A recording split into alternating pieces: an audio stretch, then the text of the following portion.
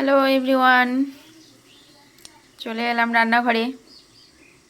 তো আজকে আমি রান্না করেছি, দেখো, ডিমের কারি, উচ্ছে আলু ভাজা, আর কই মাছ দিয়ে শালগম আলু দিয়ে ঝোল, আর এখানে আছে লাল শাক দিয়ে আমশি দিয়ে আর চিংড়ি মাছ দিয়ে টক।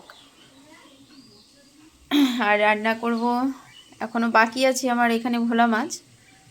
তো ভাবছি এটা রান্না করব না ভাজা করে নেব, সেটা এখনও ভাবছি। আবার এখানে এখনও হচ্ছে কুমড়ো শাকের তরকারি, এখনও হচ্ছে আর কি। তো রান্নাবান্না তো আজকে আমার এই অবধি।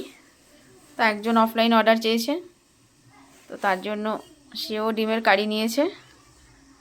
তার প্যাকেট এখানে অলমোস্ট রেডি, যে প্যাকেটগুলো রেডি করে রেখেছি। আজকে আর মাছ মনে হচ্ছে রান্না করা যাবে না, সময় নেই, ভাজা করেই খেয়ে নেব। তো বন্ধুরা রাখি এখন, টাটা।